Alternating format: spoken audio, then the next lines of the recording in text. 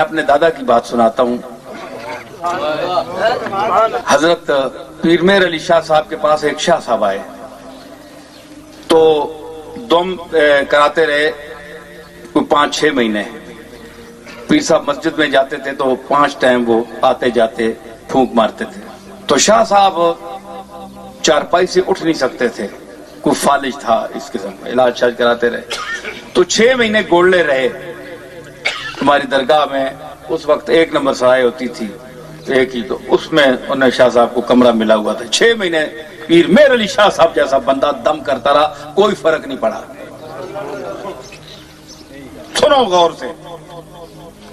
तो आखिर 6 महीने गुजर गए, शाह साहब भी हैरान हो गए कि इतना बड़ा अल्लाह का मकबूल दम डाल रहा है, दुआ कर रहा है, कोई फर्क नहीं है। ख्याल हुआ कि मैं चला जाऊं, यहां भी मसला कोई नहीं है। तो एक रात, ये वक्त मुकर्रर था औकात नमाज में, ये आने जाने के लिए दुआ और दम वगैरह। तो एक मर्तबा रात 12 बजे पीर साहब ने अपने जो खादिम थे मौलवी महबूब आलम साहब अलैहि रहमत, उनको बुलाया, और अब्दुल जब्बार साहब भी खादिम होते थे। उनको फरमाया कि महबूब, वो जो शाह साहब आए हुए हैं 6 महीने से यहाँ बैठे हुए हैं, उनको उनकी चारपाई उठा कर ले आओ। शाह साहब बड़े हैरत ज़दा हुए कि आधी रात का टाइम है और मुझे बुलवाया जा रहा है, 6 महीने से दम भी डाल रहे हैं, तो ये क्या कोई बात है। चुनांचे उनकी चारपाई वहां ले आए तो पीर मेर अली शाह साहब उठकर खड़े हो गए और शाह साहब की तरफ इशारा करके फरमाने लगे कि शाह साहब उठे अल्लाह का नाम लेकर।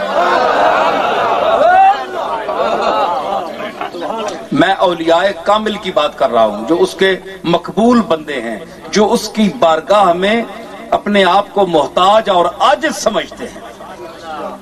फरमाया उठो। शाह साहब जनाब हिले जुले, कहने लगे हुजूर, फरमाया उठे अल्लाह का नाम लेकर। 2-3 मिनट लगे, आजाद दुरुस्त हुए, ताकत आई, शाह साहब उठकर खड़े हो गए, चारपाई हटा ली गई, पांव पर गिर गए। हजरत 6 महीने हो गए और ये आने जाने में 5 टाइम दम वगैरह, तो ये अब क्या हुआ। फरमान देखिए मेर अली शाह साहब का जवाब। फरमाने लगे, शाह साहब उस वक्त 6 महीने उसकी बारगाह में मैं रोता रहा, गिड़गिड़ाता रहा, मालिक की मर्जी नहीं थी, वो आपको तंदुरुस्त नहीं करना चाहता था, मेरा काम था, आजिज था, आपके लिए रोता रहा, इल्तिजाएं करता रहा, उसकी बारगाह में सर बसजूद होता रहा, रोता रहा, इल्तिजाएं कर कर के